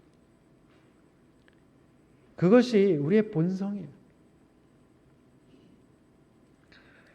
죽는 것이 두렵지 않다고 말하는 사람들이 더러 있습니다. 근데 제가 그 말을 믿지 않아요. 제가 전에도 설교할 때 한번 말씀드린 것 같은데, 제가 군 생활을 할 때 이쪽에서 위쪽으로 올라가면 경기도 파주 쪽에서 제가 군 생활을 했는데, 그 철책 쪽을 지킬 때에 제가 긴급 출동 명령을 받고 저희 소대원이 다 같이 죽을 뻔한 일이 있었어요. 근데 저희 소대원들이 뭐 별의별 사람들이 다 있었습니다. 저 부산에서 칠성파라고 하는 제일 이 경남 쪽에서 대한민국 이 서울 이남에서 제일 큰 조직폭력배 이 행동대원을 하던 조직원도 있었고, 뭐 데모하는데 앞장을 서다가 이 학교에서 강제로 군대를 보내서 온 뭐 그런 학생도 있었고, 뭐 별의별에서 제가 재림교인이라고 얘기하고 하나님을 믿는 사람이라니까 전부 다 저한테 코웃음을 쳤어요. 하나님을 믿지 말고 나를 믿으라고. 그래서 저한테 와서 자기한테 절을 하라고. 별의별 사람들이 다 있었습니다. 제가 하나님을 믿는 사람이라 그러니까 저를 얼마나 무시하고 오죽 믿을 게 없으면 그런 걸 믿느냐고 그렇게 놀리던 사람들. 그런데 그 사람들 말이죠, 다 같이 죽을 위기에 처하니까 한 명도 빼놓지 않고 제 손을 붙잡고 기도해달라고 그러더라고요. 자기 죽는 게 무서우니까 자기 살려달라고, 자기 기도해달라고. 저희 소대원이 24명이었는데 정말 한 명도 예외 없이 제일 위에 고참부터 차례차례. 저는 무장공비 잡아서 그 상금 받으면 어디다 쓸까 혼자 머릿속으로 생각하고 있는데 다 저보고 기도해달라는 바람에 그거 계산도 못하고 기도만 한 30분을 했어요. 죽는 것이 무섭지 않다는 것은 말짱 거짓말이라는 것을 저는 경험적으로 압니다. 사람들이 죽음을 두려워해요. 그리고 영생하고 싶어 합니다. 그래서 돈 많이 번 사람들이 하는 돈 많이 번 사람들이 하는 일이 뭐냐면 오래 살려고 발버둥 치는 거예요. 뭐 제가 해외 뉴스에 보니까 오래 살려고 자기 아들 피를 뽑아서 수혈하는 사람도 있더만. 피가 젊으면 몸이 건강하다 그래서 자기 아들한테 피를 수혈을 받아갖고 그렇게 자기 몸에 수혈하는 사람도 봤어요. 죽어서 몇억 원을 돈을 내고 냉동고에 들어가 있는 사람들도 있습니다. 그런데 영생은 그렇게 얻는 게 아니에요. 영생이 어디에 있다고요? 성경 말씀 속에 있다고 했습니다. 오늘 읽은 교동문의 말씀에도 있지만 디모데후서 3장 15절에 성경은 능히 너로 하여금 그리스도 예수 안에 있는 믿음으로 말미암아 구원에 이르는 지혜가 있게 하느니라. 성경 말씀 속에는 구원을 얻을 수 있는 지혜가 들어있어요. 구원 얻는 방법이 성경 말씀 속에 있다는 거예요.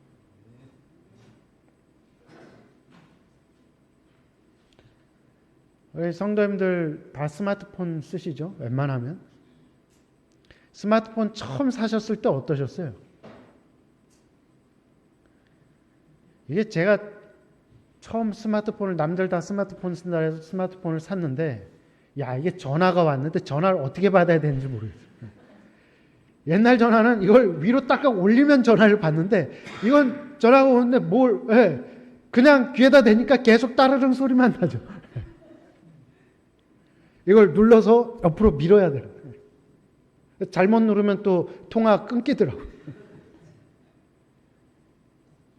비싼 핸드폰을 사기는 샀는데 뭐 쓰는 방법을 알아야지. 그래서 사용 설명서가 필요한 거예요. 우리가 영생을 얻기 위해서도 설명서가 필요합니다. 물론 어렵지 않아요. 예수 그리스도를 믿음으로 구원을 얻는다라는 것은 분명한 사실이고 너무나 간단한 사실이지만 그 사실이 어디에 기록되어 있냐? 성경에 기록되어 있습니다.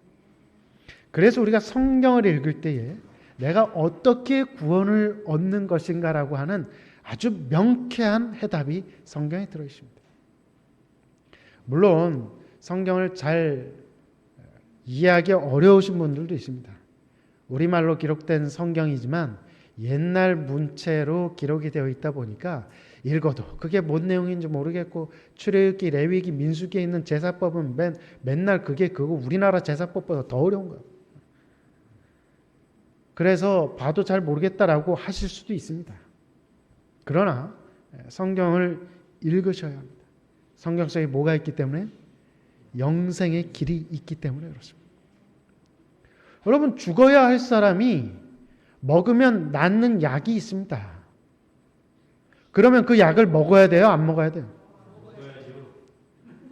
네.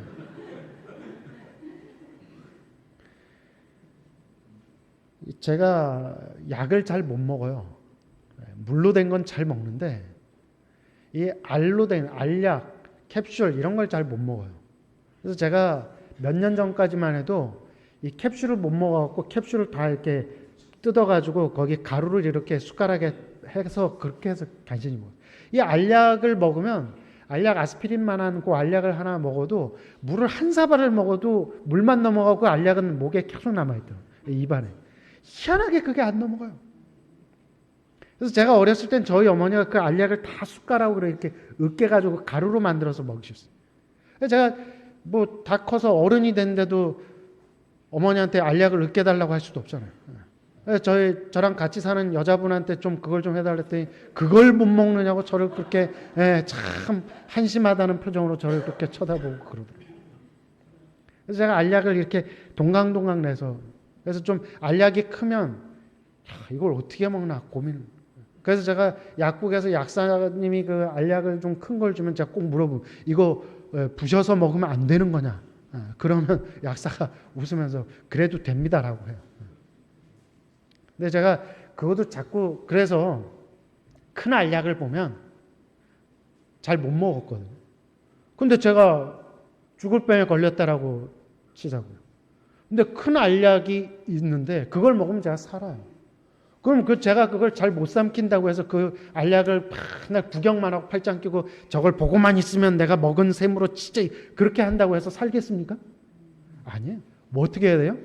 알약을 먹어야 돼요. 삼켜야 돼요. 내가 정말로 영생을 얻고 구원을 얻기를 원한다면 성경 말씀을 읽으셔야 합니다. 설교를 듣는 것도 좋고 뭐 방송을 보시는 것도 좋지만 직접 성경 말씀을 여러분들이 읽으시고 그 말씀 속에 있는 구원의 길을 찾으셔야 합니다. 성도 여러분, 성경 말씀 속에 뭐가 있어요? 구원이 있습니다. 영생의 길이 있습니다. 그러니 성경 말씀을 어떻게 해야 되겠어요? 읽으시길 바랍니다. 대답을 안 하시네요. 안 읽겠다는 거예요? 성경 말씀 속에 뭐가 있다고요? 구원이 있다고, 영생이 있다고. 그러니 그건 제가 대신 해드릴 수 있는 게 아니에요. 여러분들이 그 약을 제가 여러분들 앞에 드릴 수는 있지만 그 약을 삼키는 것은 여러분이 하셔야 됩니다. 그러니 성경 말씀을 꼭 읽으시기를 바랍니다. 성경을 읽고 그 말씀 속에 있는 구원의 길을 찾고 확신하시게 되기를 간절히 바랍니다. 성경을 읽어야 되는 두 번째 이유는 그것이 우리를 자라게 하기 때문에 그렇습니다. 빌립보서 1장 9절로 11절에 바울이 빌립보 교인들에게 이렇게 이야기합니다. 내가 기도하노라 너희 사랑을 지식과 모든 총명으로 점점 더 풍성하게 하사 너희로 지극히 선한 것을 분별하며 또 진실하여 허물 없이 그리스도의 날까지 이르고 예수 그리스도로 말미암아 의의 열매가 가득하여 하나님의 영광과 찬송이 되게 하시기를 구하노라. 바울이 빌립보 교회 성도들에게 원했던 이 일이 오늘 이 자리에 함께한 우리 서하남 교회 성도들에게도 동일하게 이루어지기를 하나님의 이름으로 기원합니다. 그런데 이런 성장이 있으려면 성경을 읽으셔야 합니다. 왜 그런가? 디모데후서 3장 16절로 17절의 말씀입니다. 모든 성경은 하나님의 감동으로 된 것으로 교훈과 책망과 바르게 함과 의로 교육하기에 유익하니 이는 하나님의 사람으로 온전케 하며 모든 선한 일을 행하기에 온전케 하려 함이니라. 아까 제가 스마트폰 이야기하고 뭐 이러면서 사용 설명서를 말씀을 드렸는데 요즘은 뭐 하도 이제 복잡한 것들이 많이 나와서 사용 설명서라는 것이 꼭 필요해요. 매뉴얼이라고 하는데 우리의 삶에도 마찬가지입니다. 인생을 지금 두 번째 살고 계신 분 계세요? 없잖아요. 다 처음뿐만 아니라 한 번 사는 인생. 그래서 경험이 별로 없어요. 그렇기 때문에 이 인생을 어떻게 사는 것이 잘 사는 것인지, 그리고 어떻게 사는 것이 바르게 사는 것인지, 특별히 어떻게 사는 것이 하나님 보시기에 옳은 것인지가 어디에 나와 있을까요? 성경에 나와 있습니다. 물론 학교에서도 배웁니다. 신호등 잘 지키세요. 뭘 거짓말하지 마세요. 친구랑 싸우지 마세요. 그런 것 배우지만 그것을 넘어서는 사람으로서 근본적으로 그냥 이 땅에서의 삶뿐만 아니라 하늘에까지 영원히 이어질 삶을 위해서 어떤 마음가짐으로 살아야 하는지, 어떤 자세로 살아야 할지가 성경에 나와 있어요. 하나님께서 그 방법을 가르쳐 주셨어요. 제가 학교에서 학생들을 가르칠 때 너희가 죄인이다 그러면 대부분의 학생들이 동의하지 않습니다. 화를 냅니다. 목사님, 제가 얼마나 법을 잘 지키는 사람인데 저한테 죄인이라고 그러십니까? 저는 신호등도 잘 지키고 남의 큰 훔친 적도 없고 친구랑 싸워준 적도 없는데 제가 왜 죄인입니까? 맞죠?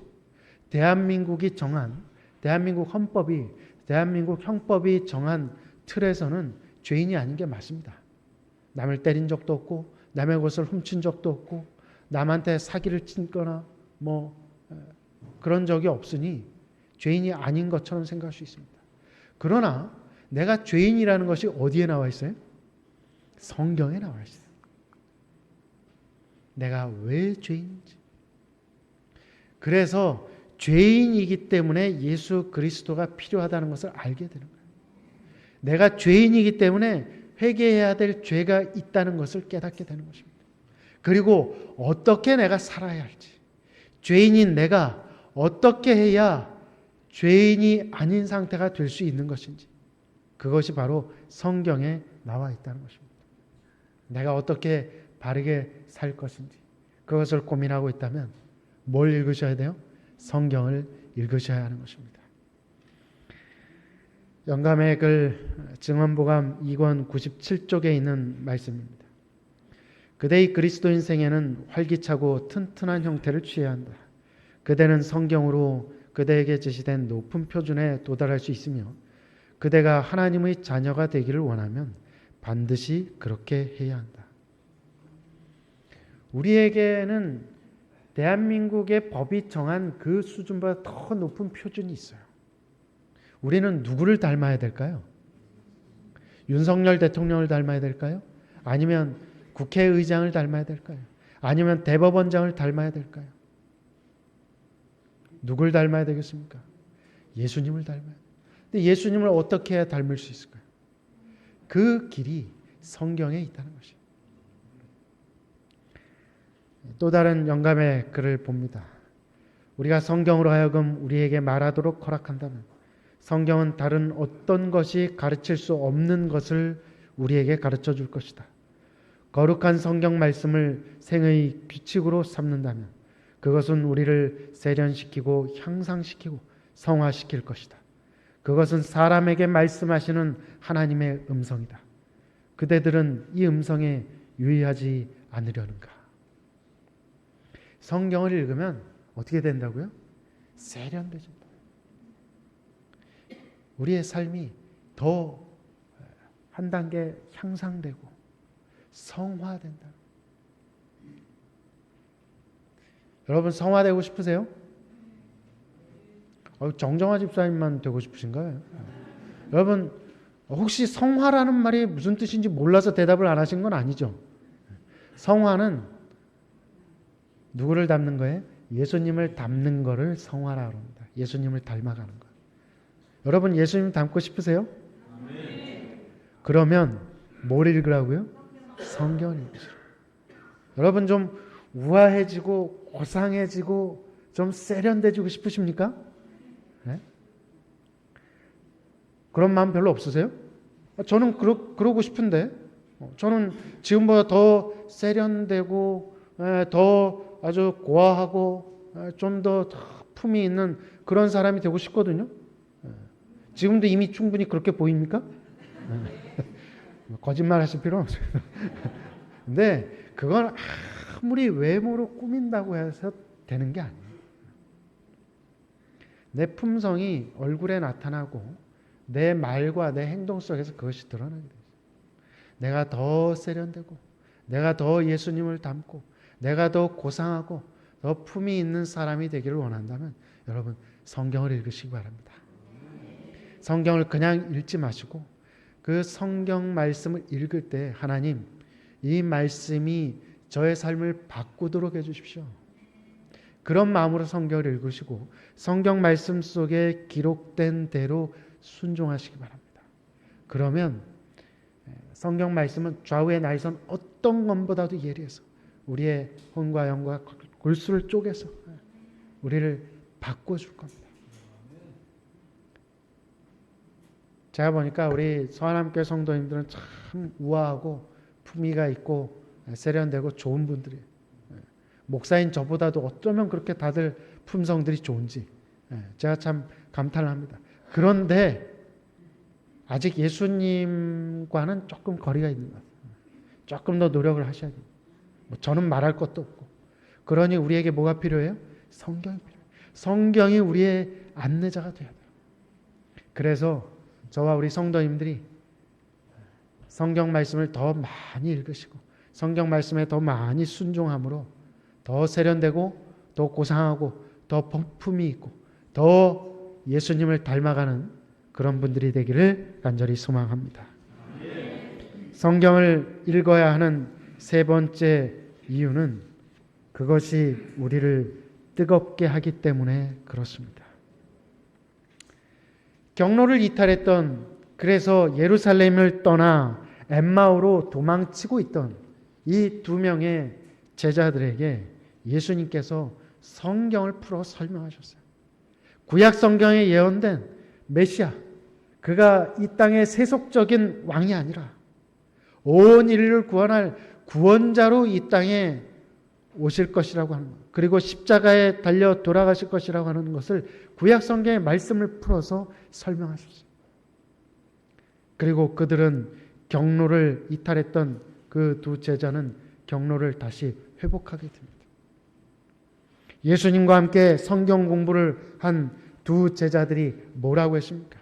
누가복음 24장 32절에 이렇게 기록하고 있죠. 그들이 서로 말하되 길에서 우리에게 말씀하시고 우리에게 성경을 풀어 주실 때에 우리 속에서 마음이 뜨겁지 아니하더냐.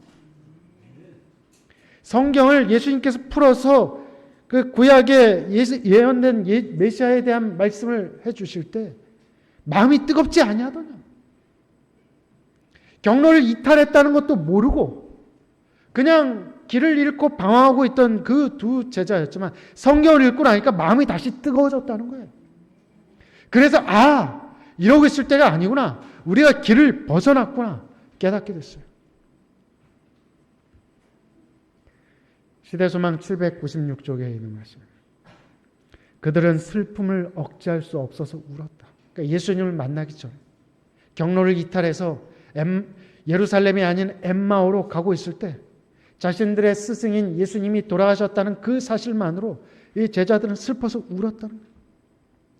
예수께서는 저희 마음이 당신의 마음과 사랑으로 묶여진 것을 아시고 저희 눈물을 씻어주시고 그들에게 기쁨과 즐거움으로 가득 채워주고자 하셨다. 그러나 그분은 먼저 저희가 결코 잊지 말아야 할 교훈을 그들에게 주셔야만 하셨다. 그리스도께서는 그들을 확신시키기 위해서 기적을 행하지 아니하시고 성경 말씀을 설명하셨다. 예수님이 그 경로를 벗어난 두 제자들에게 짠! 까꿍! 하고 나타나셔서 자, 손 볼래? 하고 여기에 구멍난 손을 딱 보여주면서 이걸 탁 벗으면서 까꿍! 하면 제자들이 어머나 세상에 하고서 예수님을 알아봤겠죠. 그러나 예수님 그렇게 하지 않았습니다. 어떻게 하셨어요? 성경을 풀어. 그래서 성경으로 그들의 마음이 뜨거워지게.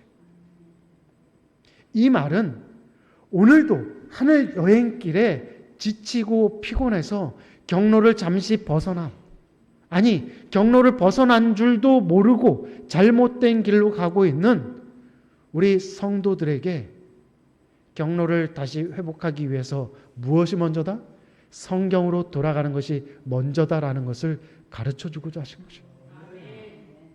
성경을 제대로 읽게 되면 그 성경이 우리의 마음을 뜨겁게 만들어 주는 것입니다. 계속해서 801쪽에 있는 말씀이에요. 그들은 최근에 무덤에 누워 계셨던 분이 앉아 계셨던 자리를 바라보며 길에서 우리에게 성경을 풀어주실 때 우리 속에서 마음이 뜨겁지 아니하더냐 하고 말했다. 그러나 전해야 할 이 큰 소식을 가지고 그들은 그냥 앉아서 이야기만 하고 있을 수 없었다. 피곤함과 배고픔은 사라져버렸다. 저희는 음식도 입에 대지 않고 큰 기쁨을 가지고 왔던 길을 되돌아가 도성에 있는 제자들에게 이 기별을 전하기 위하여 급히 발걸음을 재촉하였다. 마음이 뜨거워지니까 배고픈 것도 피곤한 것도 사라졌어요. 여러분 다이어트 하려면 성경을 읽으시면 될 것 같습니다. 배고픔이 사라진대요. 저도 배가 안 고플 때까지 성경을 한번 읽어볼까 생각을 해보는데 뭐 그렇지는 않을 것 같아요. 저녁을 먹으러 앉았다가 그제서야 예수님인 것을 깨닫고 이 두 제자가 밥 먹는 것도 내팽개치고 어떻게 해요? 허둥지둥 다시 벗어났던 경로를 회복해서 그들이 가야 할 예루살렘으로 돌아가게 된 것입니다. 잃어버린 경로를 다시 회복하고자 한다면, 식었던 마음이 다시 불같이 뜨거워지길 원한다면, 잃어버렸던 사명을 다시 회복하기를 원한다면, 다시 예수님을 만난 그 기쁨과 영생의 그 소망으로 뜨거워지기를 원한다면 여러분 성경을 읽으시기를 간절히 바랍니다. 영감에 있는 글을 읽고 마치겠습니다. 우리가 겸손한 심령으로 성경을 연구할 때, 성경에 펼쳐진 단순함 안에서 진리를 바로 붙잡을 때, 그것을 사실과 진리로 믿을 때 심령은 뜨거워질 것이며 그것은 하나님의 사랑으로 점화되어 마음으로부터 우리는 우리 속에서 마음이 뜨겁지 아니하냐고 말할 수 있다. 우리는 그것을 계속해서 할 것이다. 이것이 우리가 원하는 것이다. 우리는 성경을 우리의 표준으로 원한다. 성도 여러분, 다시 뜨거워지고 싶지 않으십니까? 영생의 길을 확신하고 싶지 않으십니까? 이 땅에서 예수님을 더 닮고 싶지 않으십니까? 그렇다면 성경을 더 많이, 더 간절하게, 더 열심히 읽으시기 바랍니다. 그것은 목사가 여러분들에게 해줄 수 있는 게 아니에요. 장로님들이 해드릴 수 있는 게 아닙니다. 여러분들이 스스로 시간을 내서 성경을 읽으시고 규칙적으로 읽으시고 성경 말씀에 순종하기로 결심하시고 그렇게 성경 속에 성경으로 더불어 살아가시며 말씀 속에 약속된 축복들을 경험하시게 되기를 간절히 바랍니다. 오늘 우리는 예루살렘을 떠나 경로를 이탈하여 엠마오로 가고 있던 두 제자의 모습을 통해, 그리고 그 제자들 찾아오셨던 예수님께서 행하셨던 일을 통해 경로를 벗어났을 때 어떻게 해야 할지를 살펴보았습니다. 경로를, 특별히 하늘 여행길의 경로를 벗어난 이들에게 가장 필요한 내비게이션은 성경 말씀입니다. 왜 우리에게 성경이 필요한가? 첫 번째로 성경이 우리를 영생으로 인도하기 때문에 그렇다라고 말씀드렸습니다. 성경 말씀을 읽을 때 구원의 길이 그 안에 있기 때문에 그렇습니다. 그러니 영생의 길을 확신하기 위해 성경을 읽으시기 바랍니다. 두 번째로는 그것이 우리를 자라게 하여 예수님을 더 닮게 하기 때문에 그렇습니다. 예수님을 닮기를 원한다면, 더 세련되고 고상하고 우아한 품성으로 변화되기를 원한다면 성경을 읽게 되시기를 바랍니다. 마지막으로 제자들이 그러했던 것처럼 우리의 마음이 다시 뜨거워지기를 원한다면, 선교적 사명이 회복되기를 원한다면, 열정적으로 다시 살기를 원한다면 성경으로 돌아가시기를 간절히 바랍니다.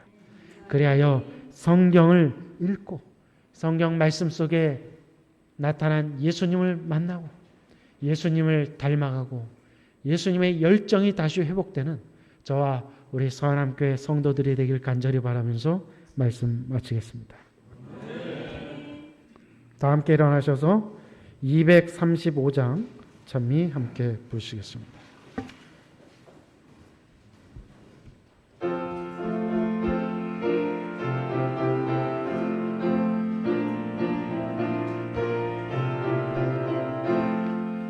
새별과 같은 성경 주옵소서. 길 잃은 자의 기쁨 되도다.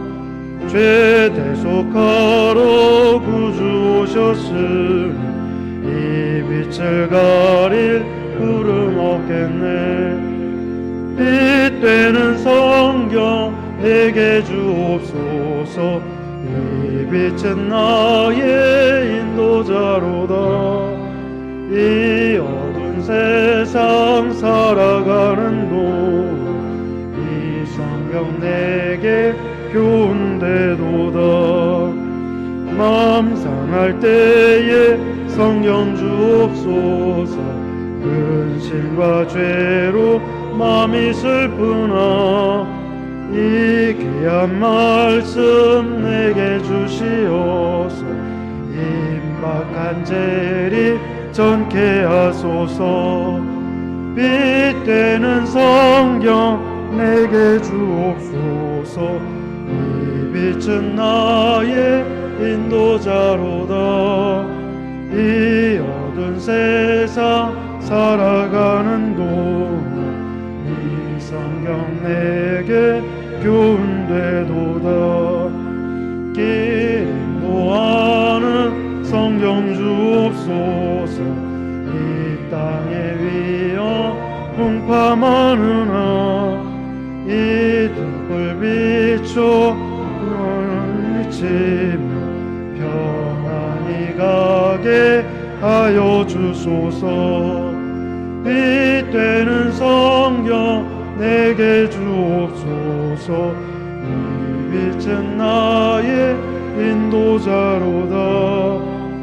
이 어두운 세상 살아나는 동안 이 성경 내게 교훈되도다. 하나님 아버지, 영생의 길이 있는 성경 말씀을 우리에게 주셨으니 감사합니다. 우리에게 예수님을 닮아가는 비결인 성경 말씀을 주셨으니 감사합니다. 다시 우리의 믿음을 불타오르게 할 말씀을 주셨으니 감사합니다. 하나님, 우리가 다시 말씀으로 돌아가게 하여 주시옵소서. 하늘 여행길에 우리의 목적지를 잃고 방황하고 있었다면, 우리의 길을 벗어나 있었다면 하나님, 성경 말씀으로 돌아가 말씀을 읽음으로 그 안에 구원이 되고 생명이 되신 예수 그리스도를 다시 만나게 하시고 예수님을 닮아가는 아름다운 품성의 변화가 있게 하시고 예수님이 가지셨던 그 열정이 오늘 우리의 열정으로 다시 불타오르게 하여 주시옵소서. 성경의 주제가 되시는, 말씀의 근원이 되시는 우리 구주 예수님의 이름으로 기도하옵나이다. 아멘.